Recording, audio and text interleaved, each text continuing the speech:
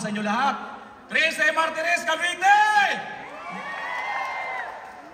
Ay, teka lang. Bilang isang vlogger, ay naalala ko sa aking pagre-research, yung Cavite pala ay pangalawa sa pinakamaraming botante sa lahat ng probinsya sa Pilipinas. Naniniwala ba kayo dyan? Okay. Kung naniniwala kayo dyan, mga kababayan, yung Cebu ang number 1. Ngayon, ang number 1 ng Cebu, doon po binigay or doon po pinatupad ang pangarap ni Marcos Jr. na 20 pesos na per kilo ng bigas. Ito yung tanong ko sa mga taga 13 Martires, Cavite.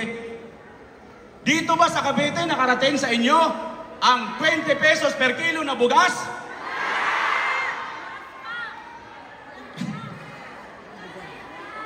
Ha?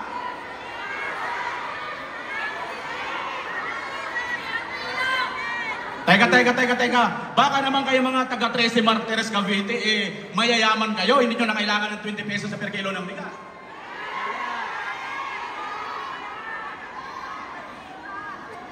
Yun lang mga kababayan. Ako po pala sa VMR Channel at isa po akong naniniwala at sumusuporta sa PDP laban sa 10 na ito at kay Pastor Apollo C. Quiboloy. Bakit po ako naniniwala na ang Duterte at sa pangunguna nga po ni Pastor Apollo Quiboloy ay dapat po suportahan natin at ng taong bayan sapagkat dito makikita natin at malalaman po natin hindi po tayo bubudolin ni Pastor Apollo Quiboloy. Bakit mga kababayan? Kasi mayroon na po siyang resibo. May mga nagawa na at hindi na po kailangan magnakaw sapagkat kitang-kita naman sa kanilang mga kasamaan at kanyang mga membro na maayos po ang kanyang pamamahala. Dito, sanay na po tayo pagdating ng ganitong halalan, lagi po tayong nakakarinig ng mga magagandang salita, magagandang sasabihin patungkol sa kanilang sarili. Pero ang katunayan nito mga kababayan na hindi po sila tumutupad sa kanilang usapan dahil noong nakarang eleksyon, tumayo uli sila sa harapan ninyo, ganon at ganon ang kanilang mga pangako. Tama ba? Yan. So nagkakaisa po tayo dyan mga kababayan.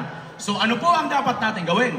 Siyempre, mag-research po tayo at piliin po natin ang nakikita po natin yung totoo at karapat-dapat na maglingkod at hindi pa nga nakakaupo sa pwesto si Pastor Apollo Quiboloy ay naglilingkod na po siya sa pamamagitan ng kanyang mga charity works at ang kanyang mga eskwelahan na libre at ang mga taong napagpabago po niya sa ating bansa. Katulad po ng mga dating rebelde, ngayon po ay maging mga tagasunod na po ng ating Panginoon.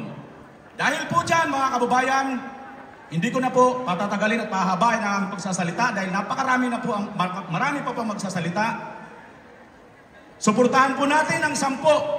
Hindi ko na po iisa-isahin dahil talagang sa dami po nila Pero ito lang po aking masasabi sa inyo. Sa 10 na ito, huwag niyo po sanang kakalimutan si Pastor Quiboloy dahil mayroon po siyang resibo. Magandang hapon po sa taga Cavite. Maraming salamat, EMR!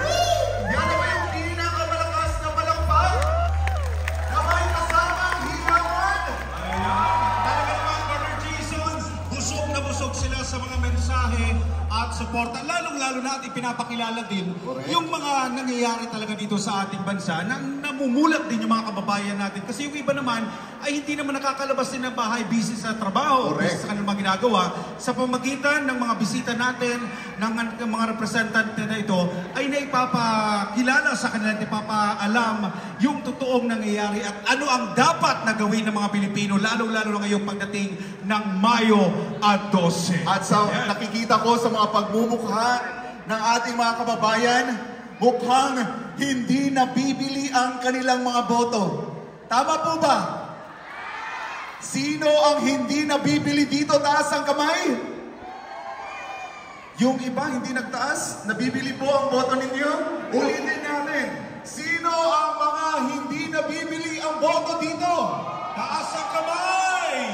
At syempre, kapartner po, nakikita natin, jump up ang venue natin. I-recognize natin ang ating mga kababayan na nasa likuran, na nakatayo pa rin, pero nandito, nakikiisa sa ayusin natin ang Pilipinas Campaign Rally. Actually, pinapaalam din natin na pinapaabot natin ang ating paghingi ng paumanhin dahil sa likuran pa, hindi sa likuran lang, sa labas pa mismo ng gym na to ay may mga tao pa rin na hindi Nakita na mo yung makapasok. labas. Patuloy ang pagpasok ng ating mga kababayan.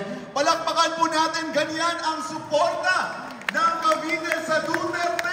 At uhaw na uhaw sa pagbabago, partner Jason. Asahan natin yan sa May 12. Yes. Sa ngayon, Partner Paul, nais rin natin i-recognize ang ating local candidates under sa PDP team laban. Sagon ng PDP Yan. laban, Tres Martinez, Cavite. Aba, malakas ang suporta. At para ipakilala ang buong koponan, Kapartner Paul, ating tawagin ang running councilor ng Team Sagun, Councilor Raymond Ingilio. Secretary din pala ito ng PDP local Wow. dito. Oo, before natin pitawan si Sir. Sir, ang Cavite po ba, especially dito sa Tres Martires, straight PDP? Sigurado yan, straight PDP laban! Hindi nabibili ang boto. Hindi kami nabibili sapagkat may paninindigan ang Caviteño. Ayan, Sir Raymond, please introduce ang Team Sagun. Hinihingi ko ng isang minutong katahimikan ang mga kababayan kong magigiting sa lalawigan ng Cavite upang bigyan ng pagpaparangal at mataas na uri ng pagkilala ang numero 1 senador ng bayan, si Pastor Kibuloy, number 53. Palakpakan natin! Nung ako ay in-interview ng SMNI, tahasan kong sinabi, si Senador Pastor Kibuloy ay biktima ng political persecution. Saan ka nakakita na isang taong marangal, tumutulong sa mga maralita, tumutulong sa ating inang bayang Pilipinas, pero anong ginawa?